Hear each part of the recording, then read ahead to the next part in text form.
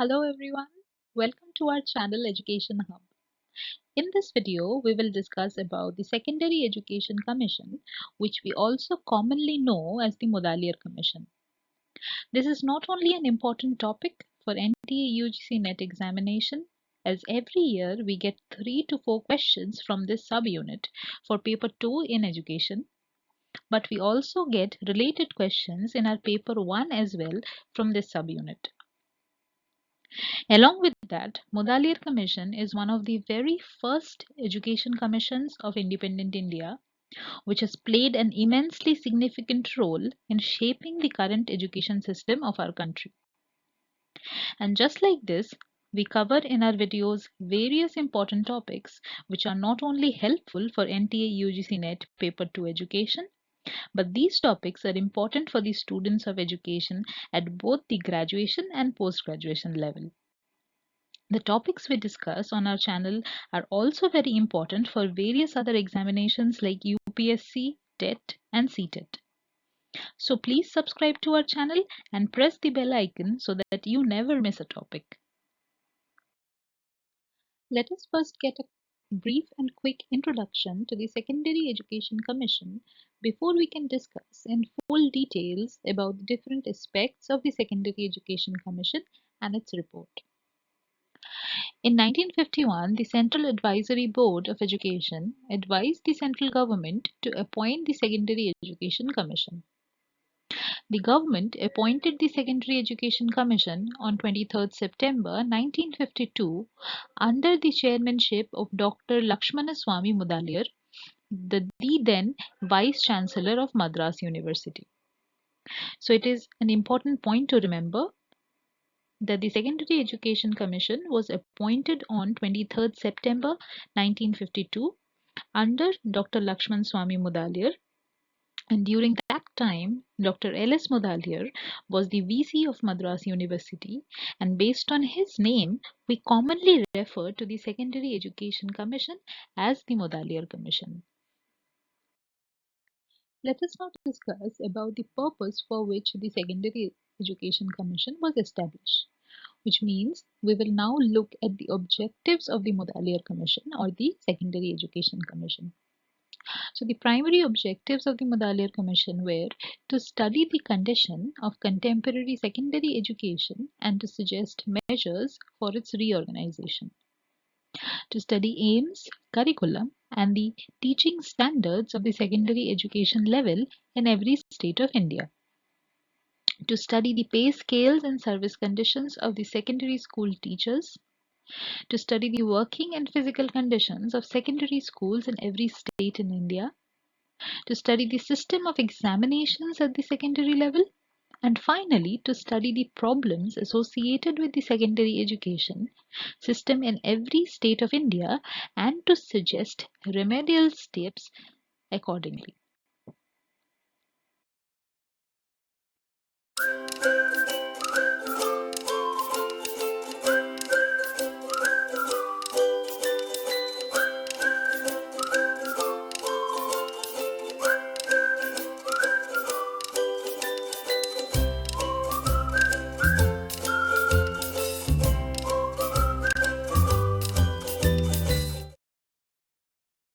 Now we shall move on and look at the report of the Mudaliar Commission. The Commission adopted two methods to study the then existing secondary school education system, and these two methods were the questionnaire method and the interview method. So basically the Commission appointed various people who were divided into various groups, and these groups spread out questionnaires to the common people of the country to know about their problems and to know about their associations with the secondary education system. And along with that, the group of people also conducted various interviews to gain a detailed knowledge about the then existing secondary education school system. On the basis of the information acquired through these two methods, the Secondary Education Commission prepared and presented its report to the Government of India on 29th August 1953. So we see that The Secondary Education Commission was appointed on 23rd September 1952 and it submitted its report on 29th August 1953. The Mudaliar Commission report was 244 pages long and was divided into 14 chapters. The report consisted of two parts. The first part dealt with the shortcomings of the then existing system of secondary education, which means that it talked about the problems and the various defects in the education system, the secondary education system of that time. And the second part of the report talked about the remedies and the various detailed features which could be adopted to overcome the shortcomings, to overcome the defects of the secondary education system. Since we are supposed to discuss about the report of the Mudaliar Commission of the Secondary Education Commission in absolute details, so it is very important for us to first be able to get associated with the defects of the then existing system of education which was identified by the Mudaliar Commission. And by getting associated with these defects that were identified by the Mudaliar Commission, we will get to see the base on which the Commission was able to build its final report.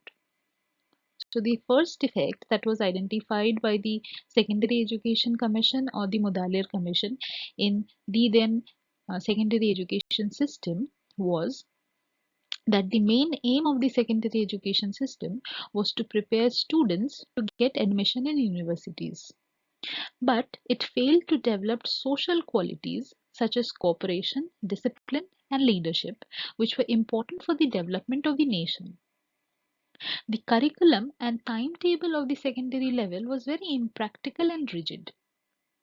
The teaching methods and techniques were unscientific and very defective. The examination system was rigged and it was absolutely corrupted. The textbooks were unsuitable and very unscientific. The schools lacked arrangement and availability of appropriate co-curricular activities for students at the secondary level. And finally, there weren't any appropriate appointment criteria for teachers at the secondary level. So based on the defects that were identified by the Secondary Education Commission, the Commission in its report published some suggestions. So let us now look at these suggestions one by one. First, we will talk about the suggestions of the Mudaliar Commission regarding the aims of secondary education. So the secondary education, according to Mudaliar Commission, should develop the concept of democratic citizenship. It should focus on the development of vocational skills. All-round development of personality of the students should also be given importance. And finally, the secondary education system should focus on the development of leadership qualities among its students. Now let us discuss about the suggestions that were made in the report of the Secondary Education Commission regarding the organization of the secondary education system. So the secondary education system should be for the children within the age group of 11 to 17 years. The duration should be of 7 years and the secondary education process should be divided into two parts. Firstly, the junior secondary for a span of 3 years, which will be from class 6 to class 8, and secondly, the higher secondary for a span of 4 years, which will be from class 9 to class 12. Intermediate classes should be abolished and class 11 should be added to secondary education and class 12 should be added to the degree courses. The Secondary Education Commission report also suggested that multipurpose schools should be opened at higher secondary level and diversified courses should be introduced. It also recommended that special schools should be established for handicapped children. Let us now quickly look at the suggestions made by the Secondary Education Commission report regarding the curriculum of the secondary education. So it suggested that the curriculum should be related to real life. The curriculum should be made more flexible and should become more extensive. Subjects and activities within the curriculum should be made interrelated. And finally, the curriculum should enable students to utilize their leisure time wisely. Regarding its suggestion of the curriculum for the junior secondary education system, the Mudaliar Commission report or the Secondary Education Commission report suggested that the curriculum for the junior secondary education should consist of the mother tongue of the student, the national language Hindi for those whose mother tongue is not Hindi, or any other federal language for those students whose mother tongue is Hindi. Along with it, English, social sciences, mathematics, arts and music, handicrafts, and physical education. Regarding its suggestions for the curriculum of the higher secondary education system, the Secondary Education Commission report said that for the compulsory subjects, the curriculum of the higher secondary education system should consist of the mother tongue of the student, Hindi for the non-Hindi speaking students, or elementary English or advanced English, or any modern federal language, or any foreign language other than English, or any form of classical language. Along with it, the compulsory subjects should have social science for the first 2 years, mathematics and general science for the first 2 years, and other than that, the student must choose any vocational subject from the following, that is, spinning and weaving, metalwork, woodwork, gardening, handicrafts, sewing and embroidery, printing, and typography. And as for the optional subjects under the higher secondary school education, the Commission divided optional subjects into 7 categories and fixed different curriculum for each category. The first category was science, and under it came the subjects such as physics, chemistry, biology, geography, mathematics, physiology, and hygiene. Under commerce came the subjects of bookkeeping, which is also accountancy, shorthand and typing, commercial geography, and elements of economics. Under humanities were the subjects of history, geography, general principles of economics and civics, psychology and logic, mathematics, music, home science, and classical language. For the technical educations, the subjects consisted of mechanical engineering, electrical engineering, general science, general mathematics, and geometrical drawing. For agriculture, the subjects were animal husbandry, gardening, agricultural chemistry, and botany. For fine arts, the subjects were painting, modeling, music, dance, history of arts, drawing, and designing. And for the seventh category, which was home science, which were designed only for girls, the subjects consisted of home economics, food, nutrition and cooking, motherhood, which was divided into nursing and childcare, and finally home management.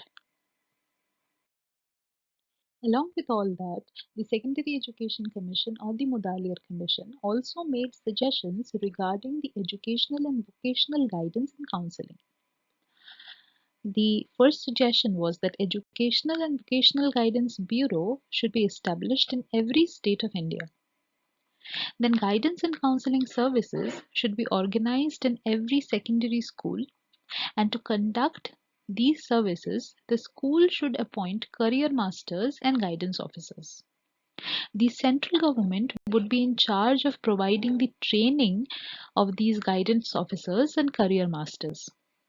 And the final suggestion regarding the educational and vocational guidance and counseling of the Secondary Education Commission was that guidance should be provided to the students of secondary level on the basis of their individual abilities and differences.